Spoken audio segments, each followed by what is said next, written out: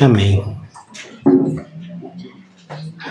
Em 6 de agosto de 1945, 8h15 da manhã, o relógio parou.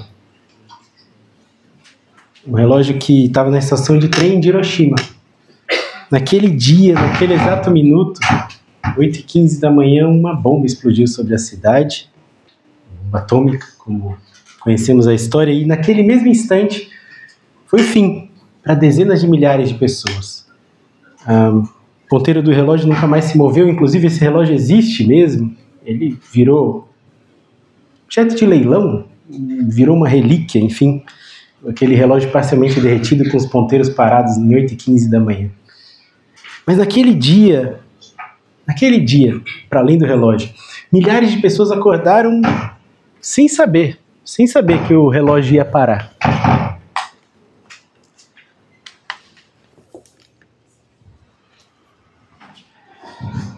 Eles não tinham ideia que aquele relógio pararia naquele minuto. Milhares de pessoas acordaram como um dia ou outro qualquer, sem saber que seria o fim. Essa história real, viva, doída, nos lembra que o fim pode chegar repentinamente, rápido, instantaneamente. E é assim que Pedro nos alerta na segunda carta, capítulo 3, texto que leremos hoje. O dia do Senhor virá como um ladrão. Embora seja uma analogia estranha de falarmos Jesus, o dia do nosso Jesus virá como um ladrão, essa analogia da velocidade, da imprevisibilidade. E por isso eu pergunto uma pergunta hipotética, sim, mas se esse agora fosse o seu último minuto de vida, o que você faria? Imagine que você soubesse de alguma maneira, uma certeza absoluta que você só tem 60 segundos de vida. O médico não te falou nada, você não tem nenhum diagnóstico, nenhum sintoma, nada, mas você sabe que o relógio de Deus vai parar. Vai parar. Você tem 1 minuto, o que você faria? Ligaria para alguém, talvez? Choraria por algo que não fez, não disse ou fez? Tentaria consertar alguma coisa quebrada? O dia do Senhor vem como um ladrão. E quando ele vier, não haverá tempo para planos de última hora. Não haverá tempo. E é sobre isso, sobre essa última hora, esse tempo que estamos vivendo atualmente, que Pedro vai tratar, esse tempo que presenciamos diariamente ao acordar. Essa mais uma hora, esse mais um dia. Todo dia ao acordar, sem saber se esse será o último. Pode ser meio desesperador pensar nisso na abertura de um culto, mas é exatamente sobre esse tempo, essa última hora, que Pedro vai falar. Tempo esse que pode ser, e muitas vezes é inclusive, um combustível para o esquecimento. E esse será nosso primeiro ponto, eu quero desenvolver nesse sentido. Mas antes de mais nada, tem muita gente nos visitando, se você não sabe, estamos numa série em 2 Pedro, a carta de 2 Pedro, e hoje leremos o capítulo 3, então eu te convido para abrir a Bíblia, abrir mesmo, deixe ela aberta, ou acesa, não sei como é a sua Bíblia, mas deixe ela em mãos, porque vamos navegar por esse texto do capítulo 3, do verso 1 ao 10, e como temos feito em todas as mensagens, essa é a 10ª mensagem em 2 Pedro, queremos observar as lembranças, o rememorar, o que Pedro faz para nos lembrar. Esse é o tom da carta, o propósito da carta. Fazer com que crentes, os primeiros leitores sim, mas crentes de todas as eras, lembrassem daquilo que é fundamental. Não se esquecessem daquilo que é importante. E nesse capítulo ele vai se esforçar para nos ajudar a não esquecer. Não esquecer, ele vai dizer isso várias vezes, porque o tempo, ou a aparência de que o tempo não terá fim, pode ser o combustível para um esquecimento na nossa vida. Quando os dias passam e nada acontece, podemos esquecer que esse algo um dia acontecerá. Nos acostumamos. E é por isso que eu quero ler comigo capítulo 3, quero ler com você, observando todas essas marcações temporais, que o capítulo, os primeiros 10 versos vão falar muito sobre tempo, Mas também perceba quantas vezes ele fala que quer lembrar, rememorar, trazer à memória, dependendo da sua versão, sobre esse último tempo, último minuto, enfim. Não perca essa ilustração, não deixe que essa ilustração saia da sua mente. Mas Pedro diz assim, a palavra do Senhor diz assim, 2 Pedro capítulo 3, verso 1, amados, essa agora é a segunda carta que escrevo a vocês, em ambas procuro despertar-lhes a memória, para que com uma mente íntegra recordem, lembrem, não se esqueçam. Não se esqueçam de quê? Verso 2, as palavras proferidas no passado pelos santos profetas e o mandamento do nosso Senhor e Salvador que os apóstolos ensinaram a vocês. Mas antes de tudo, ele vai fazer um parênteses aqui. Antes de eu falar sobre isso, antes de rememorar vocês, antes de tudo, saibam que nos últimos dias, no final, que esse tempo que estamos vivendo, não sabemos quando é o fim necessariamente, nos últimos dias surgirão escarnecedores que zombam e seguem os seus próprios desejos impuros. Eles dirão, o que houve com a promessa da sua vinda? A vinda de Jesus, o que houve? Desde que os nossos antepassados morreram, tudo continua como desde o princípio da criação. Zombadores, escarnecedores, fazendo perguntas. As coisas não mudam. Cadê a volta de Jesus? Verso 5. Pois, deliberadamente, eles se esquecem que, pela palavra de Deus, os céus já existiam há muito tempo e que a terra foi formada da água e pela água. E pela água o mundo daquele tempo foi submerso e destruído. No entanto, agora, pela mesma palavra, os céus e terra que agora existem estão reservados para o fogo, guardados para o dia do juízo e para a destruição dos ímpios. Amados, não se esqueçam disso. E aqui é o que ele quer nos lembrar. Não se esqueçam disso. Um dia com o Senhor é como 1000 anos, e 1000 anos é como um dia. O Senhor não demora em cumprir a sua promessa, como alguns julgam. Ao contrário, Ele é paciente com vocês e não quer que ninguém pereça, mas que todos cheguem ao arrependimento. No entanto, o dia do Senhor virá como um ladrão. Os céus desaparecerão com um grande estrondo, os elementos serão desfeitos pelo calor, e a terra e tudo que houver nela ficará exposta. Até aqui.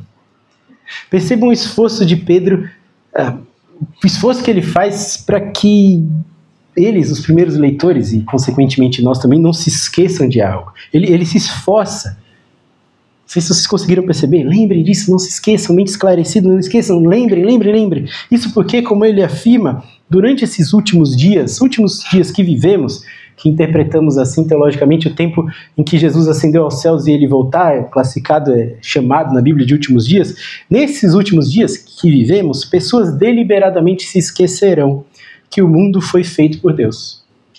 Se esquecerão. E mais, nos provocarão a esquecer que este mundo, esse mesmo mundo que estamos, ele está reservado para o dia do juízo. Meus irmãos, eu me lembro muito claramente, não sei qual foi o professor, nem a matéria exatamente, talvez filosofia, sociologia na escola, não sei. Mas eu me lembro muito claramente o efeito daquele ensinamento. Eu lembro quando eu aprendi Carpe Diem, na adolescência.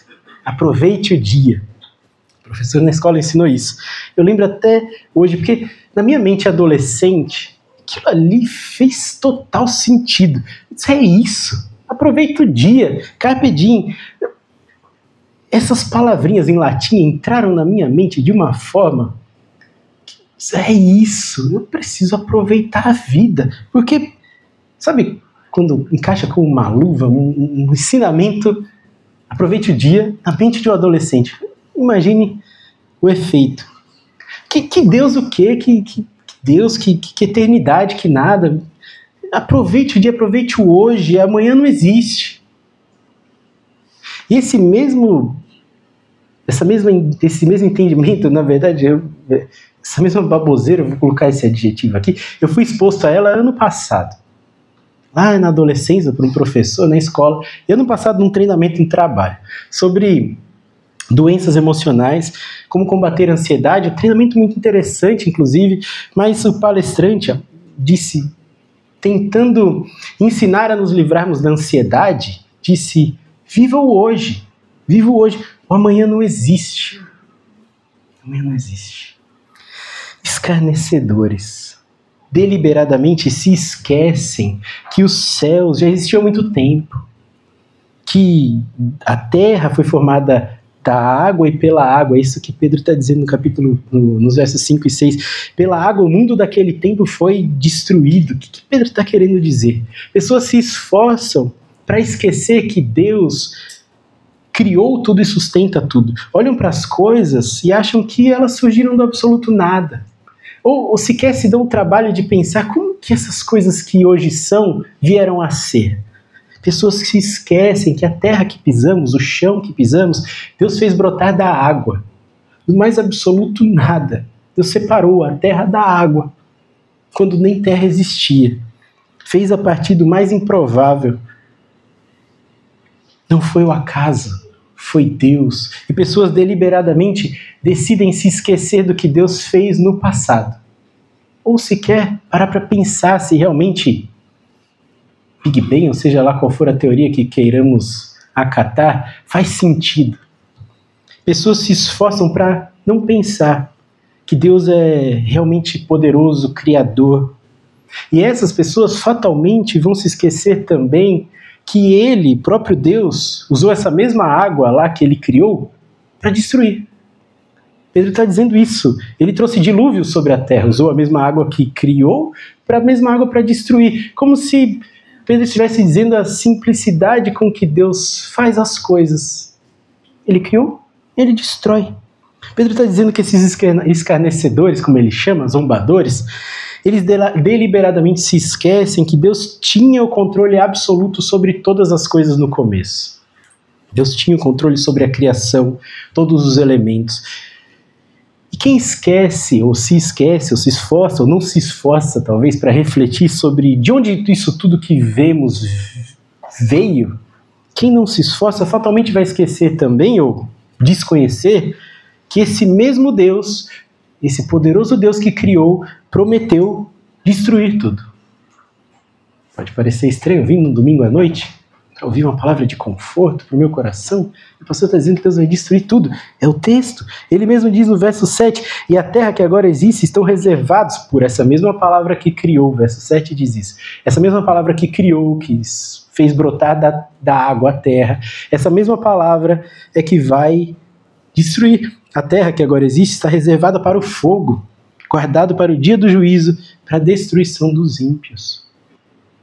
Pode não parecer claro numa primeira leitura, mas o que Pedro está nos dizendo é que aqueles que olham para o hoje, achando que nada muda, desde o passado é tudo igual, importa muito de onde veio, futuro então, está muito longe, deixa para lá. Esses caem no erro de esquecer que isso que nós vivemos, essa realidade palpável, visível, logo vai deixar de ser. Logo vai deixar de existir. Pedro vai lembrar aqueles irmãos que o dia do Senhor logo virá. Logo virá. Virá como um ladrão, como já falamos. E esse é o nosso segundo ponto. Primeiro é que o passar do tempo pode nos levar ao esquecimento. Parece que as coisas não estão mudando muito, então eu acabo esquecendo de onde tudo veio, para onde tudo vai. E o segundo ponto é que Deus é poderoso sobre tudo, assim como foi na criação lá no começo. O fim só depende dele. Ele não dependeu de ninguém para criar, para fazer. Assim como não depende de absolutamente ninguém para desfazer, destruir. Olha o capítulo 3, versos 8 a 10 de novo, e a gente vai ler esses textos várias vezes ao longo dessa noite. Ele diz, no verso 8, amados, não se esqueçam disso. Um dia com o Senhor é como 1000 anos, e 1000 anos como um dia. O Senhor não demora em cumprir a sua promessa. Que promessa? De destruir a criação. Ele não demora a cumprir a sua promessa, como alguns julgam, no contexto de Pedro, de condenar os falsos mestres do capítulo 2. Se você estava com a gente nas mensagens anteriores, vai lembrar disso. Deus não demora. Ao contrário, Ele é paciente com vocês. Não quer que ninguém pereça, mas que todos cheguem ao arrependimento. No entanto, o dia do Senhor virá. Não se esqueçam disso. O dia do Senhor virá, e virá como um ladrão. Os céus, esse céu que a gente vê, desaparecerá com grande estrondo. Os elementos serão desfeitos pelo calor e a terra e tudo que houver nela ficará exposta. Pedro quer lembrá-los, aqueles primeiros leitores e nós, que o fim está próximo e nada pode ser previsto. Ora, se eu soubesse exatamente o dia que o ladrão viria, ele não ia ter eficácia nenhuma. Eu estou bem preparado, ele vai vir hoje, estou aqui, chamei já a polícia previamente, está tudo certo. Não, não é essa a ideia, não há como prever exatamente. Não há como antecipar os passos, os próximos passos de Deus. Não há como limitar a ação daquele que detém toda a vontade e toda a soberania. Ele vem e virá como um ladrão, quando menos esperarmos. Irmãos, os céus desaparecerão com um grande estrondo. Não sei se você consegue imaginar isso. Mas enquanto eu estava meditando, e bomba de Hiroshima, essas coisas todas, é realmente intenso, e foi intenso demais para os japoneses, um negócio inimaginável, uma destruição assim, instantânea. Mas embora tenha sido devastador, aquele piloto na aeronave soltou lá a Little Boy, a bomba maldita, a bomba tinha até nome, ele voltou para casa e foi dormir em casa. Foi intenso, foi, mas o dia do Senhor será ainda mais intenso, porque virá a todos, absolutamente todos. Você consegue imaginar a destruição de uma bomba? Tente imaginar o céu desaparecendo com um grande estrondo. Enquanto eu estava meditando nesse verso, no meu escritório, sentado, porta aberta, olhei o céu azul, lindo, umas nuvens brancas. Dia de manhã eu tentei imaginar aquele céu maravilhoso que eu estava vendo, como seria o barulho estrondoso, grande estrondo, fazendo com que aquela abóbada azul, aquele vasto céu, aquela atmosfera linda que a gente consegue ver da nossa terra sumindo. Difícil até de imaginar. Talvez você já tenha visto aquela foto icônica da Terra tirada, a foto foi tirada de lá da Lua. Primeira viagem, né, espacial, missão Apollo 8, né, 1968. O astronauta na órbita da Lua bateu uma foto da Terra. Talvez você já tenha visto, é muito famosa na internet, a Lua aqui, a Terra brilhante, azul, lá longe. Uma foto icônica, marcou a história. Como que aquela foto da Lua mostra a Terra com tanta evidência, com tanta clareza, com tanta nitidez? Parece que não tem nada entre a Lua e a Terra. De fato não tem. Porque a atmosfera da Lua não existe. Não existe quase nada. Não existe. Não existe o céu na Lua. Você jamais verá um céu azul na Lua, porque não tem atmosfera. Simplesmente não tem. Essa atmosfera que eu vi ali do meu escritório, linda, azul, protegendo do calor, dissipando raios solares, protegendo de várias coisas que tentam entrar. Na Lua não existe, o céu é sempre preto, seja de dia, de noite, sempre preto. Por isso que não tem oxigênio lá, não tem atmosfera. Esse céu que nós conhecemos deixará de existir. Por que eu estou falando de Lua e de atmosfera, astronauta e tudo mais? Não é só para mostrar para vocês como minha mente é maluca quando eu estou estudando o texto, realmente vai longe. Mas porque Pedro está falando isso, não de astronautas e lua, etc. Mas Pedro está falando isso, em outras palavras, é claro, os céus desaparecerão com um grande estrondo. Meus irmãos, em um dia, como um ladrão, sem avisar que virá, o céu explodirá, deixará de existir. A atmosfera que nos protege deixará de existir, sumirá, simplesmente. O oxigênio que nós respiramos vai vazar para o espaço. A gente nem lembra que precisamos de oxigênio todo dia, a gente só respira. Deixará de existir, vai escapar para o vácuo. Meus irmãos, Deus destruirá a Terra instantaneamente, simplesmente rompendo o que nós conhecemos por atmosfera, camada de ozônio, seja lá o que for, desfazendo os elementos. Deus fará isso. O texto bíblico aponta para isso em muitos lugares, não só aqui em Pedro. E Deus fará com tranquilidade. Tranquilidade. Da água, ele fez surgir a terra. Essa é a ideia, a tranquilidade de Deus para fazer e desfazer, tudo está sobre o domínio dele. É Ele que faz. Pedro traz essa ilustração clara, sem uma marcação temporal, sem o desejo. Ele não está preocupado em dizer quando isso vai acontecer, em que ordem, se antes ou depois da tribulação, se tem milênio, se não tem, se você gosta de teologia, enfim. Pedro não está preocupado com isso aqui. Ele simplesmente está focando em mostrar como Deus fará, com a facilidade que Deus fará. Ele não está preocupado em explicar os fatos necessariamente, mas está preocupado em lembrar, esse é o propósito da carta, lembrar para crentes que o dia do Senhor virá, e virá como um ladrão. Essa verdade não é só exposta em Pedro, como eu disse, é presente na Bíblia inteira, não é à toa que ele fala os versos 1 e 2, eu quero reler com você. Essa verdade que ele está relembrando, rememorando, está presente em toda a Bíblia. Ele diz, né? Amados, agora, a segunda carta que eu escrevo, em ambas eu procuro despertar-lhes a memória para que com uma mente íntegra recordem. Recordem o quê? As palavras proferidas do passado pelos santos profetas. O mandamento do Senhor, que foi ensinado pelos apóstolos. Pedro está dizendo que as coisas que estamos lendo aqui, as coisas que com o tempo nós fatalmente esquecemos, caem no nosso esquecimento, Pedro está trazendo essa repetição e tudo mais para nos lembrar que essas palavras são dos santos profetas. Foram proferidas pelo Senhor Jesus, no sermão escatológico, Mateus 24, 25. É ensino dos apóstolos. Está presente em todas as escrituras. A indicação do dia do Senhor, o terrível dia do Senhor, está em todo lugar. Desde os profetas do Antigo Testamento, passando por Jesus, fechando nas cartas dos apóstolos e Apocalipse, o dia do Senhor está na Bíblia inteira e nós nos esquecemos muitas vezes dele. Esse é o rememorar de Pedro. Esse é o propósito do apóstolo, nos lembrar que esse dia, sim, será de glória para os que são salvos, mas será de tormento para os que não são. Das tantas referências sobre o dia do Senhor que a Bíblia traz, são muitas inclusive, eu quero ler só uma, em Isaías capítulo 13, vou dar um pouquinho mais de tempo para você, é o único texto que vamos ler fora de 2 Pedro. Isaías capítulo 13, verso 6, abra comigo.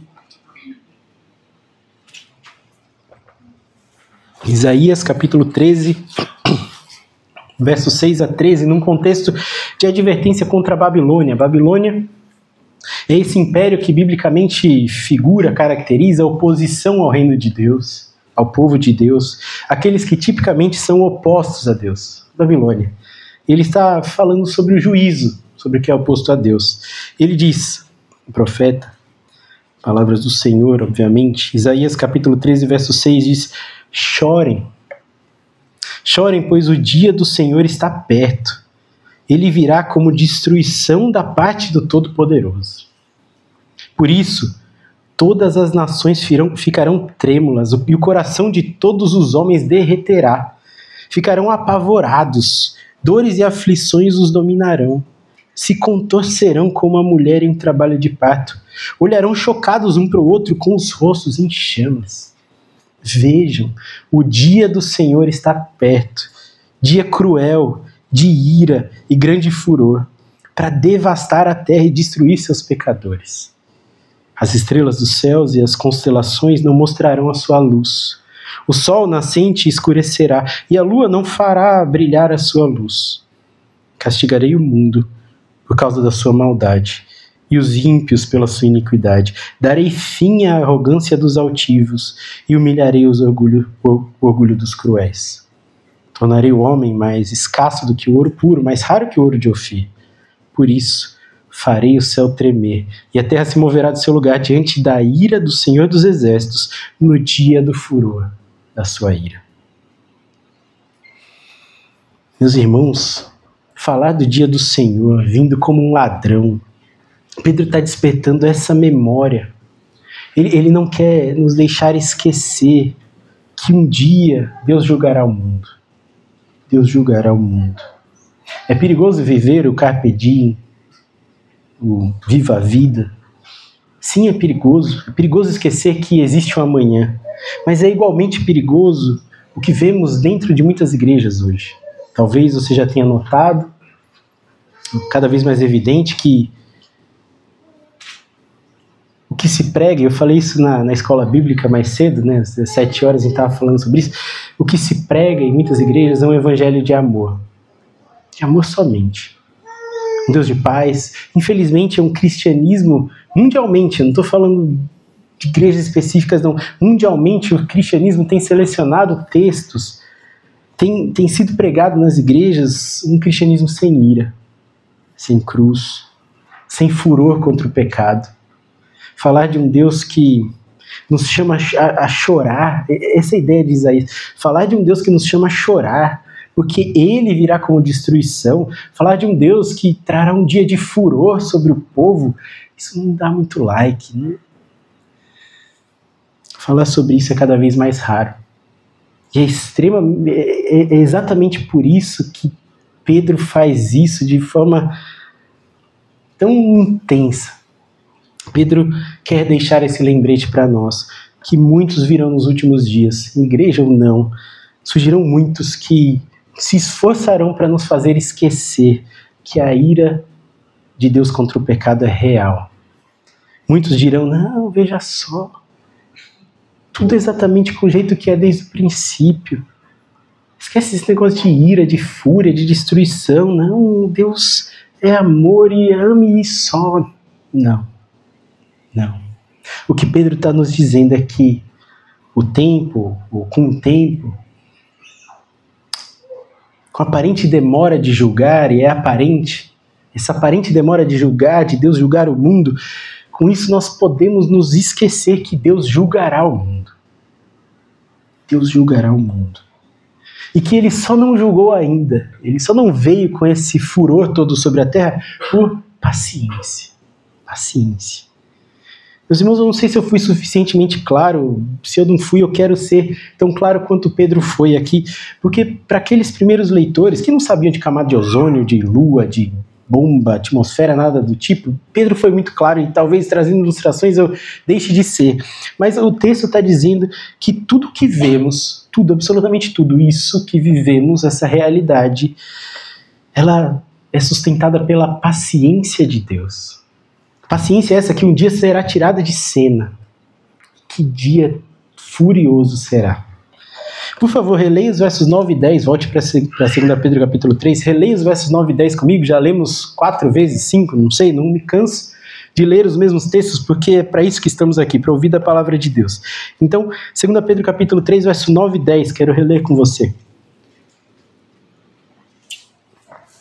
O Senhor não demora em cumprir a sua promessa como alguns julgam, ao contrário, ele é paciente com vocês, e não quer que ninguém pereça, mas que todos cheguem ao arrependimento. No entanto, o dia do Senhor virá como um ladrão. Em algum momento, essa paciência de Deus que sustenta a fúria, a ira dele, para que não caia sobre a criação, um dia isso será tirado, e os céus desaparecerão com grande estrondo.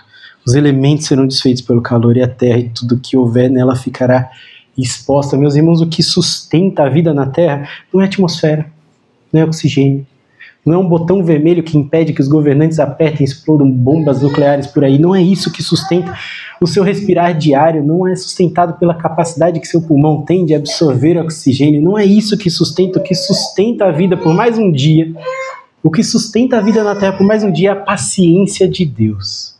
Paciência, que Ele não quer que ninguém pereça. Paciência de Deus.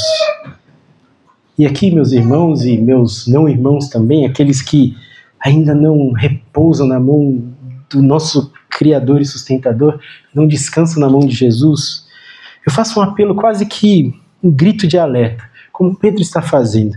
Não brinque com a paciência de Deus. Não brinque com a paciência de Deus. Não deixe para amanhã. Não postergue, não adie o arrependimento. Esse é o foco de Pedro. Nessa sessão inteira, do 1 ao 10, ele está construindo isso, o arrependimento. Amanhã pode não existir mais céu. Amanhã, tudo que nós conhecemos, amanhã o relógio pode parar. Simplesmente, na verdade, ele pode estar parado amanhã. Tudo que achamos tão firme, que conhecemos, que palpamos a terra e tudo que houver nela ficará exposta. Exposta não mais à paciência de Deus. A terra ficará exposta à fúria, à ira, à justiça de Deus. Não postergue, não adie, arrependa-se. Esse é o clamor de Pedro. Parece que Pedro está escrevendo. Pode parecer que ele está falando para aqueles falsos profetas. Quando lemos Pedro inteiro e o contexto e tudo mais, pode parecer que essa paciência de Deus é direcionada a esses falsos profetas, os escarnecedores, os zombadores que estão longe, os falsos mestres, né? Muitos vão dizer que essa paciência é para eles, para que eles tenham oportunidade de se arrepender, mas não. Isso é um equívoco interpretativo e é o problema de tirarmos os textos dos seus contextos. Pedro não está escrevendo para falsos profetas. Pedro não está escrevendo para escarnecedores. Pedro não está dizendo que a paciência de Deus é para que eles, esses profetas escarnecedores, falsos mestres e tudo mais, essa paciência é para que eles se arrependam. Não, porque se você está conosco na série, vai entender.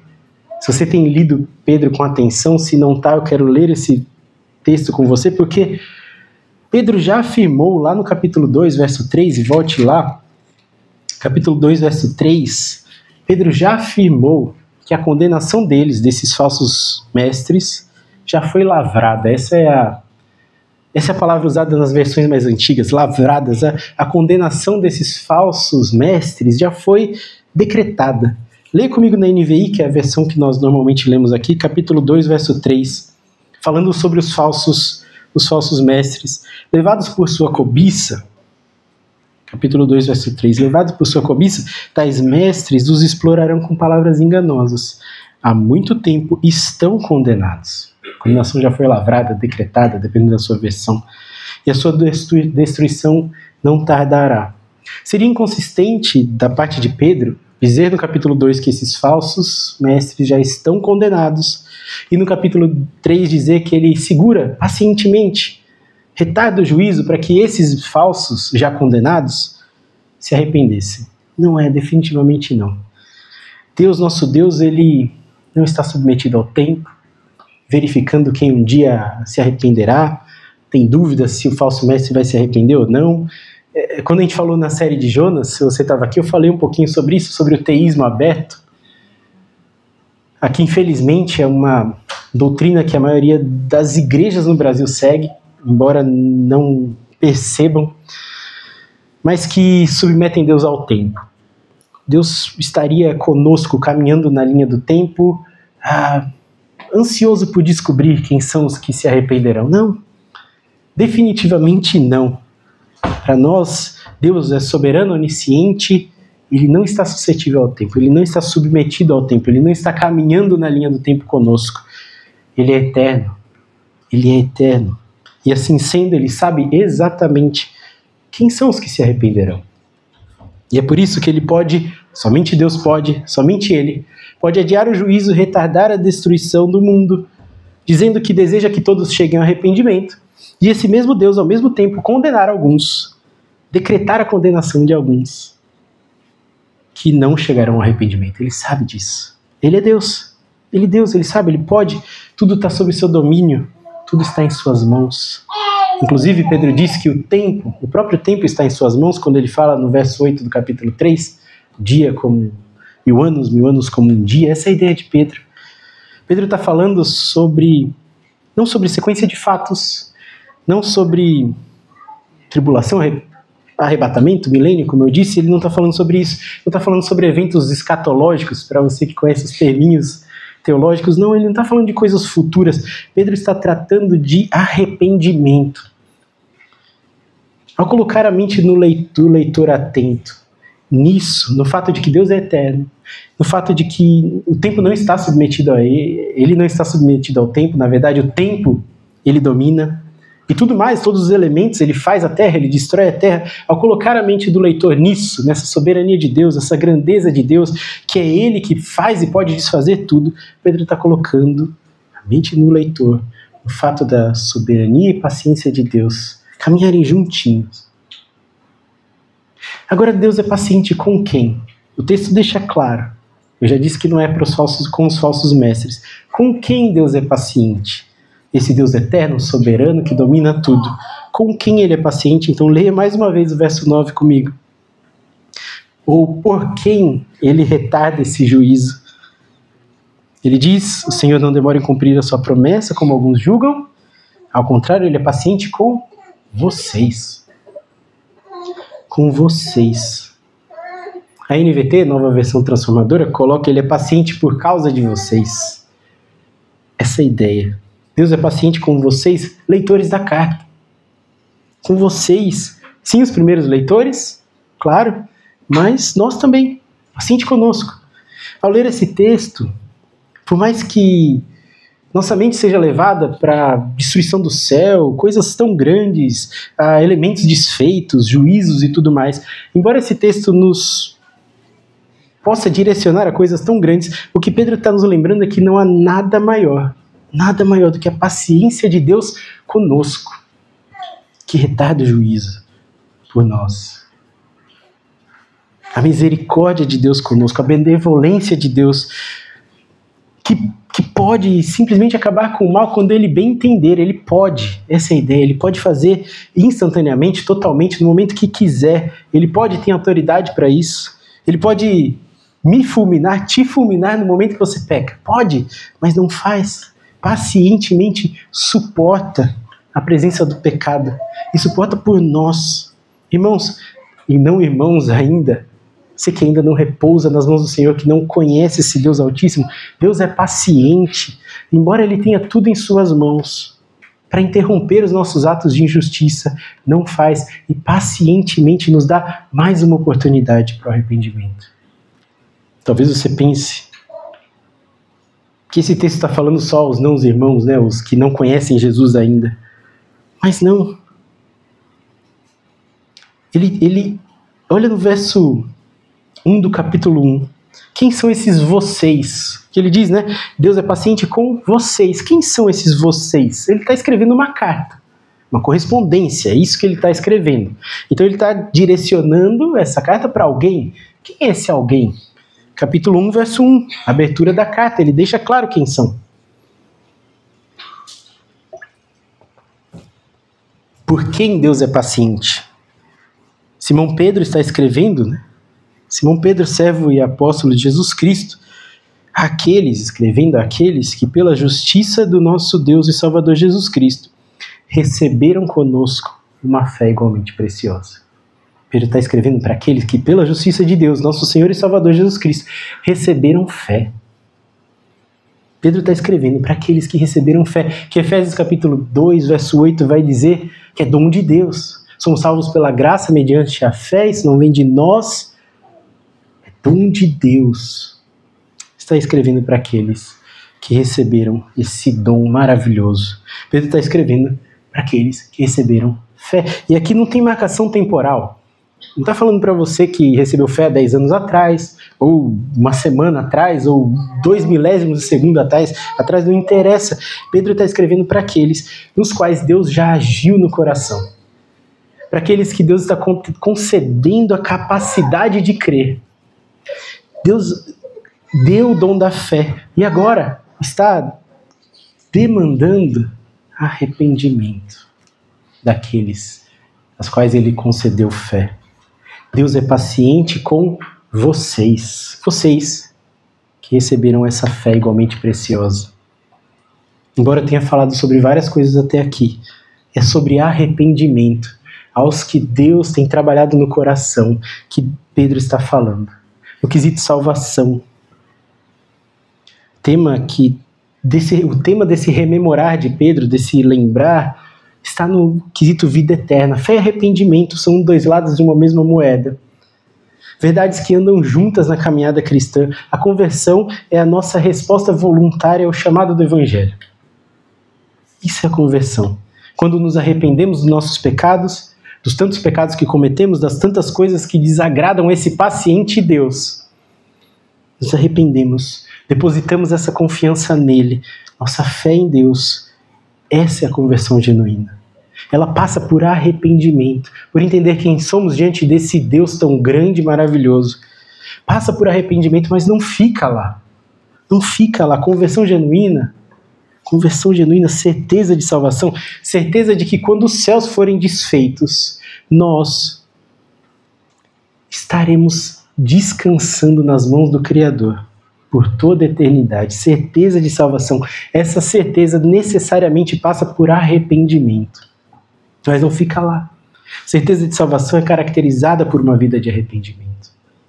E aqui você pode pensar, mas pastor, você está indo para além do texto de Pedro.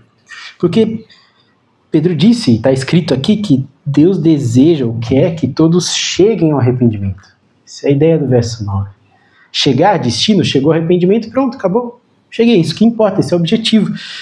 E se você pensa assim, eu preciso discordar fortemente disso.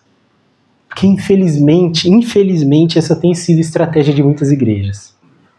Ou movimentos evangelísticos. Levar pessoas ao arrependimento e só. Pessoas que levantam a mão num culto, choram no apelo, se ajoelham lá num retiro. Pessoas que ficam arrepiadas naquele último louvor que a gente toca, sabe?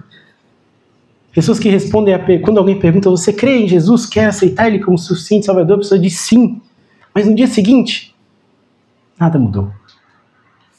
E aqui digo com muito cuidado, tá? Porque para que não pensemos que a nossa salvação depende do dia seguinte. Não é isso, absolutamente não. Não depende do que eu faço. Não depende disso. A salvação definitivamente não depende do dia seguinte, mas ela reflete no dia seguinte. Pedro está falando sobre arrependimento, chegar ao arrependimento. Genuinamente se arrepender é ter nojo do pecado. Isso é arrependimento.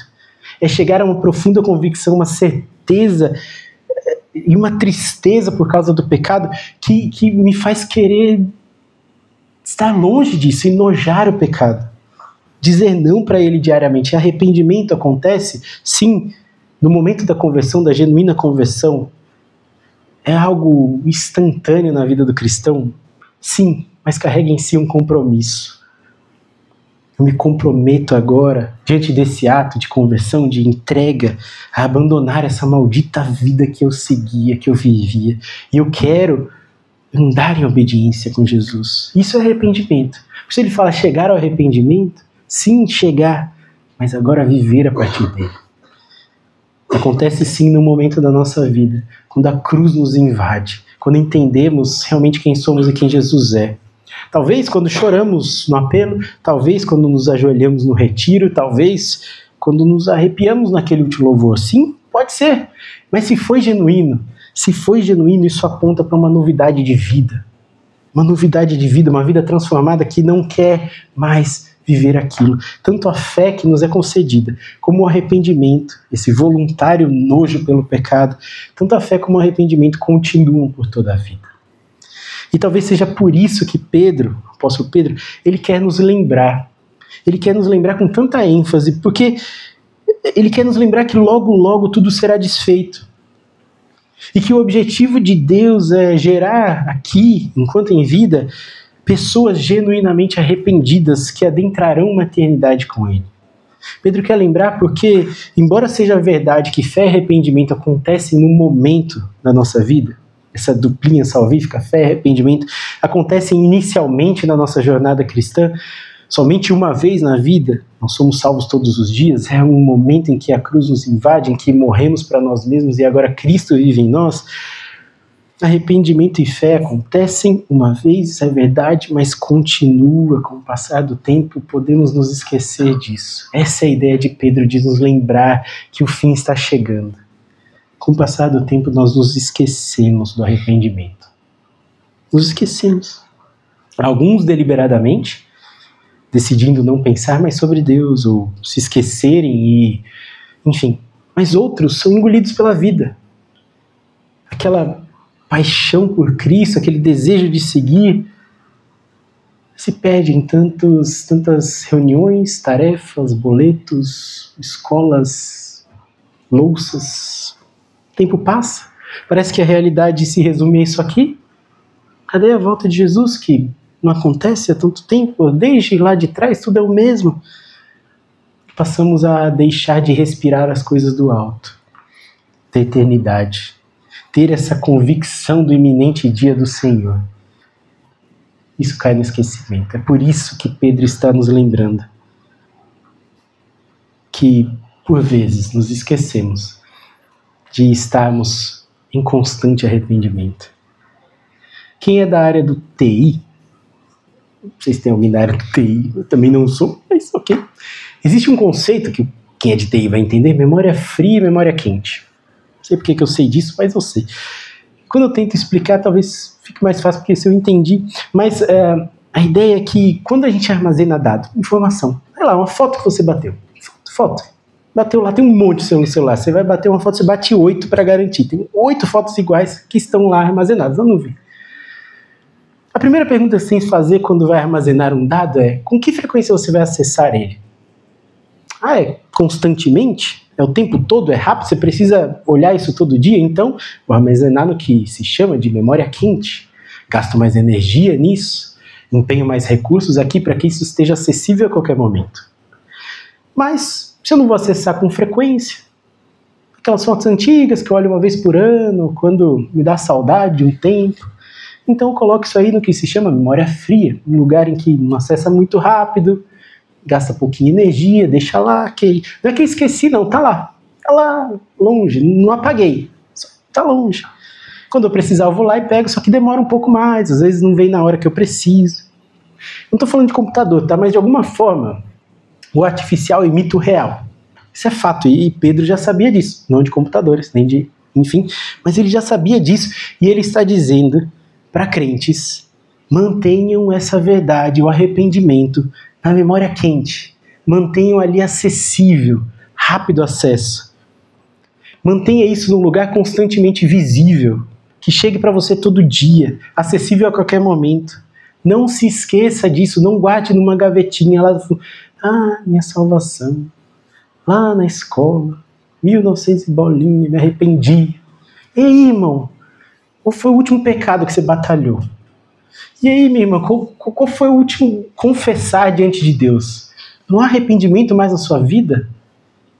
Não, me arrependi lá em 1900 e bolinha.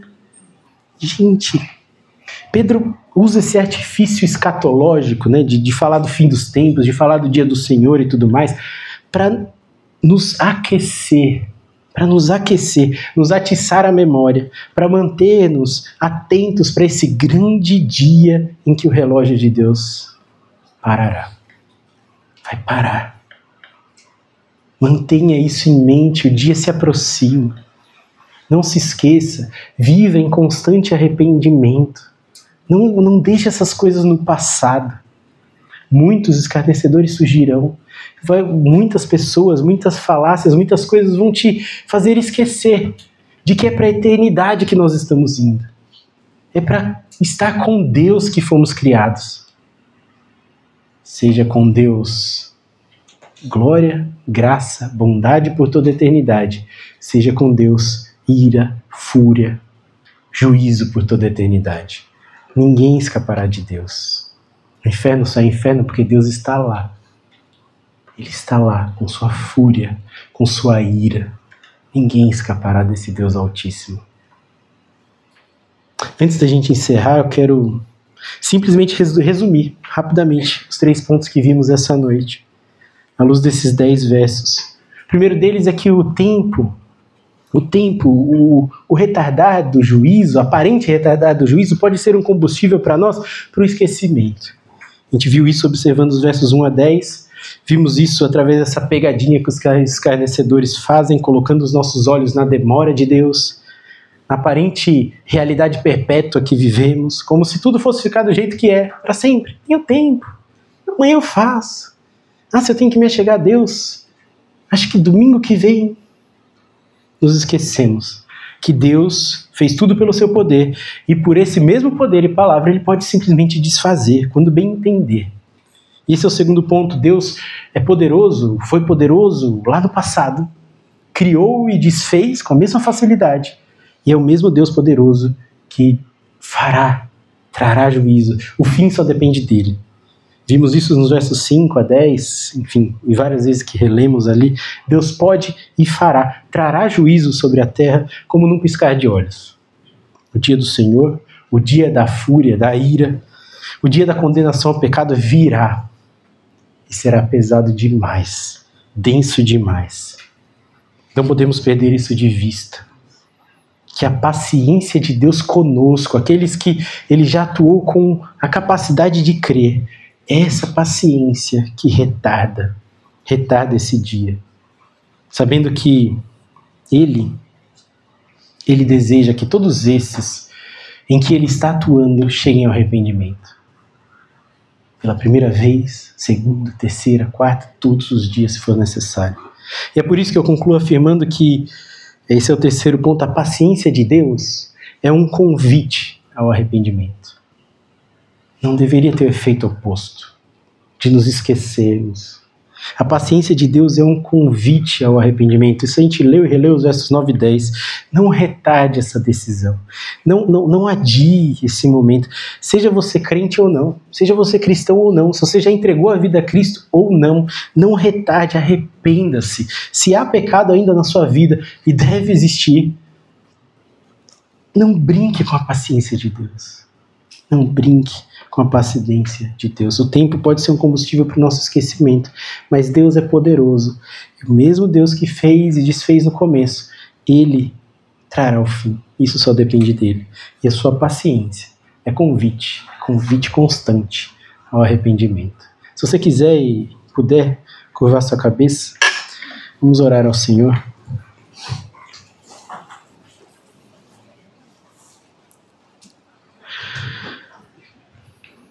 Altíssimo Deus, nós te louvamos pelo teu poder. O Senhor que criou tudo, do absoluto nada. O Senhor que veio morrer naquela cruz do Calvário sem merecer tamanha dor e culpa sobre seus ombros. O Senhor que é paciente nos dá hoje mais uma oportunidade de arrependimento. Obrigado, Senhor Jesus. Atua nos nossos corações, nos concede fé, nos concede a capacidade de crer. Vem com essa graça e fé, dons do Senhor sobre nós, para que levemos a sério a vida com o Senhor. Gera em nós frutos de arrependimento.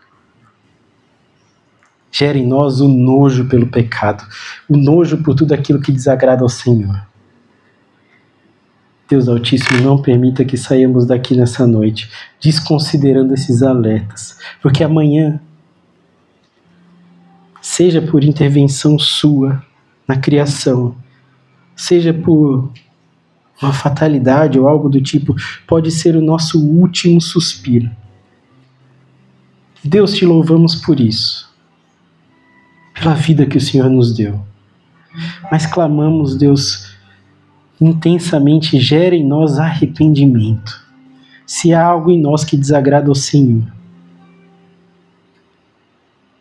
arranca de nós, Deus. Trabalha naqueles que sequer te conhecem, Deus. Que estão caminhando a passos largos para uma eternidade longe de Ti.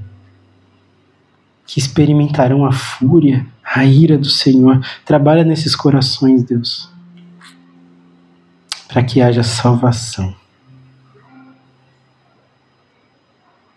Deus, em nós que já cremos, que já fomos lavados por esse precioso sangue de Jesus, não nos permita esquecer dessa maravilhosa obra na cruz do Calvário. Não nos permita esquecer do nosso constante caminhar diante do Senhor. Deus, nos ajuda a termos essa perspectiva de que o Senhor logo voltará. E sejamos desejosos em agradar ao Senhor em tudo que fazemos. Deus, nos ajuda a arrepender, nos arrependermos do pecado. Nos ajuda, Deus, a caminharmos em fidelidade, em obediência, em louvor ao Seu nome. Para que lá, no último dia, possamos ouvir dos Seus lábios: servo bom e fiel. Que precioso dia será, quando seremos abraçados pelo Criador do Universo, nosso Jesus, nosso resgatador. Ó Deus, nos dá essa perspectiva de vida todos os dias. Que amanhã, ao acordarmos, saibamos que o Senhor nos deu mais uma oportunidade de caminharmos em santidade, em arrependimento. Deus bendito, trabalhe em nossos corações pela sua graça, através da sua misericórdia. Trabalhe em nossos corações para que andemos, Pai, em novidade de vida. Sabendo que o velho homem morreu, a velha mulher morreu, e agora é Cristo que habita em nós. Deus, que essa comunidade, essa igreja, seja de verdadeiros adoradores, firmes no Senhor, triunfantes na salvação que é tua, para que impactemos essa cidade, esse bairro, esse país, Deus, levando, anunciando essa salvação que um dia nos alcançou. Enche-nos com a tua graça, em nome de Jesus. Amém.